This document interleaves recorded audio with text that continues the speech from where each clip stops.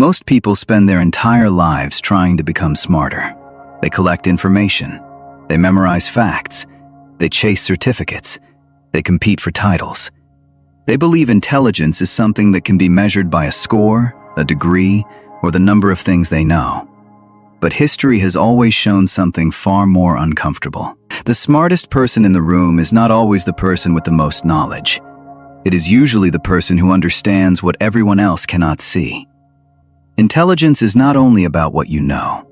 It is about what you can perceive, what you can predict, what you can create, and most importantly, what controls you before you realize you are being controlled. Machiavelli understood this centuries ago. He was not fascinated by intelligence as a collection of facts. He studied intelligence as a force that separates those who merely exist inside the world from those who understand the hidden mechanisms shaping it. Look around you. Every day, millions of people wake up, follow the same routines, repeat the same opinions, chase the same goals, and call it freedom. They believe they are choosing their path, but many are simply following invisible instructions written by society, fear, tradition, and the expectations of others. The uncomfortable truth is that human beings do not exist at the same level of awareness. Some people only react to events. Others recognize patterns. Some follow systems. Others create them. Some are controlled by their emotions. Others have mastered the distance between feeling something and acting upon it. There is a hidden hierarchy inside the human mind. Not a hierarchy of wealth. Not a hierarchy of status. A hierarchy of perception. The higher you climb, the less obvious the world becomes. The rules change. The game changes. And eventually, you realize the greatest battle was never against other people. It was against the limitations inside your own mind. Today, we will examine 7 levels of intelligence, 7 stages that reveal how humans see reality. But this is not a ranking of who is better and who is worse. It is a mirror. Because the most dangerous illusion is believing you are already awake. The question is not where you want to be. The question is this: after seeing the truth, will you still recognize yourself? Number 1, the sleeper. The mind that lives through other people's reality. Walk through any crowded street. Watch people sitting in a cafe. Observe passengers on a train. Millions of individuals move through the world every day, but many are not truly directing their lives. They are responding. The sleeper is not someone who lacks intelligence. This is the first illusion that must be destroyed. A person can have a high IQ, a successful career, and years of education, yet still operate without awareness. The difference is simple. Knowledge is information. Awareness is seeing the structure behind the information. The sleeper lives inside the surface of reality. They see events, but they do not examine causes. They hear opinions, but they rarely investigate origins. They experience emotions, but they do not question where those emotions came from. Their decisions are often shaped by invisible forces: family expectations, social approval, fear of rejection, cultural programming. The sleeper believes they are choosing, but many times they are simply selecting from options already prepared for them. A company tells them what success looks like. Advertising tells them what happiness requires. Social media tells them what a meaningful life should appear like. Slowly, their desires become borrowed desires. Their ambitions become inherited ambitions.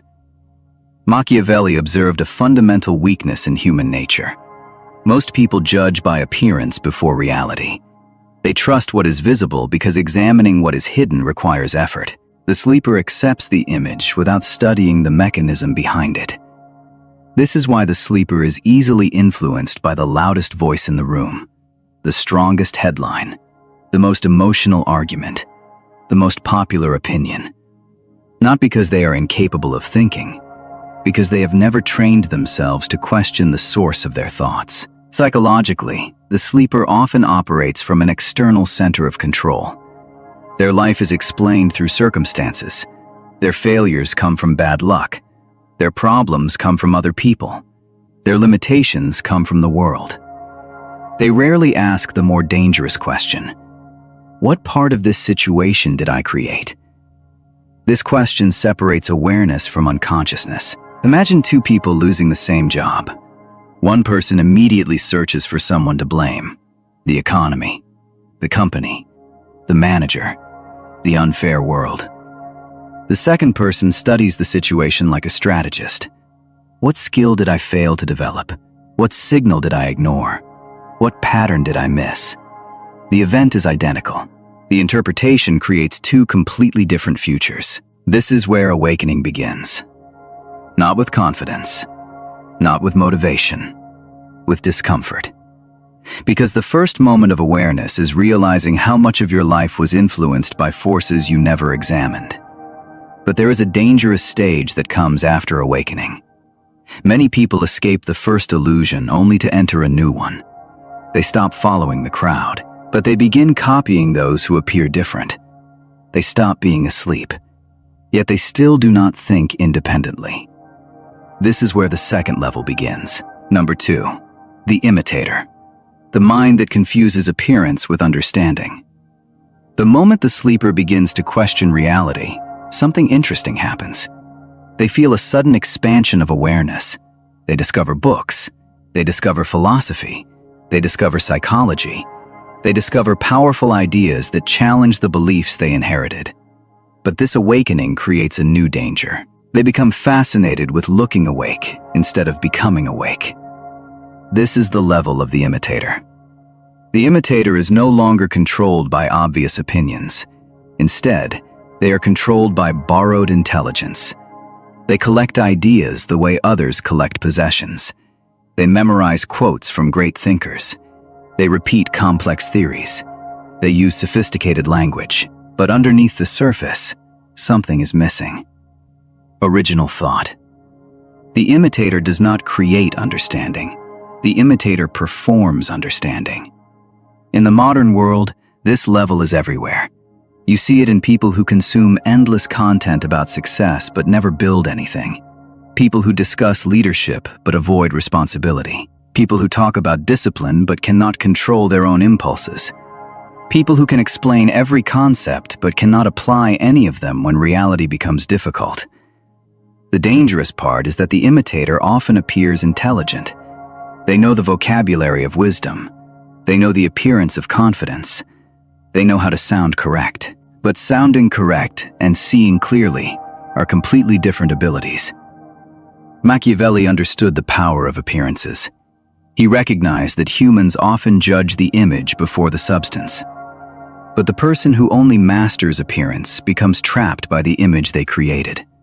They must constantly protect the version of themselves they show to the world. This creates a fragile mind. A person who needs to appear intelligent cannot tolerate being wrong. A person who needs to appear superior cannot admit ignorance.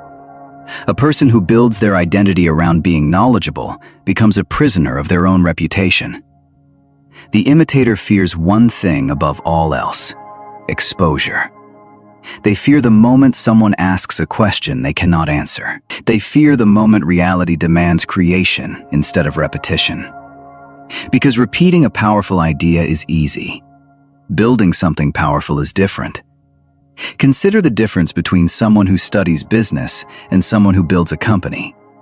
The first person can analyze strategies, discuss market trends, and criticize decisions. The second person must face uncertainty, make choices with incomplete information, and accept consequences. Knowledge becomes real only when it survives contact with reality. This is the dividing line between intellectual decoration and genuine intelligence. The imitator is also vulnerable to tribes. They replace one form of conformity with another. The sleeper follows the crowd because everyone else follows it. The imitator follows a different crowd because that crowd feels more intelligent. But the mechanism remains the same. They still need belonging. They still need approval. They still measure themselves through external validation. They simply change the uniform. This is why many intelligent people never become truly independent thinkers. They escape ordinary opinions only to become loyal servants of extraordinary opinions. They reject one prison and build another. The transition beyond this level requires a painful realization.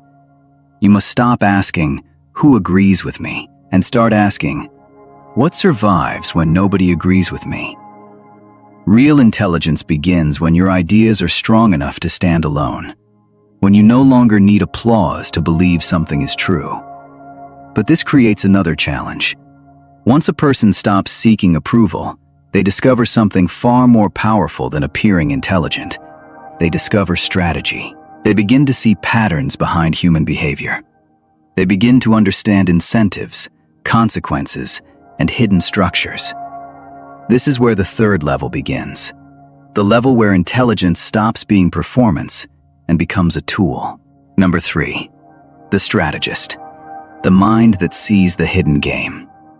The strategist represents the first true movement from awareness into agency. At this stage, a person stops asking only what is happening and begins asking why it is happening. They stop looking at events as isolated moments. They begin seeing systems, incentives, patterns, human motivations. The world becomes less random, more predictable. The strategist understands a truth that many people never discover. Human behavior is rarely controlled by what people say they want. It is controlled by what they are rewarded for wanting. This shift changes everything. A manager does not only see employees. A strategist sees incentives, culture, communication patterns, and decision structures. A negotiator does not only hear words. A strategist studies emotions, timing, priorities, and hidden concerns. A person in a relationship does not only react to conflict. A strategist examines expectations, habits, and unresolved patterns. This is the level where Machiavelli's observations become extremely relevant. He studied not the ideal version of humanity, but humanity as it actually behaves. He understood that people are influenced by fear, desire, reputation, and necessity. The strategist learns to observe reality without the comfort of fantasy. They understand that every environment has rules, every organization has power structures, every social group has invisible dynamics, every decision has consequences beyond the obvious moment.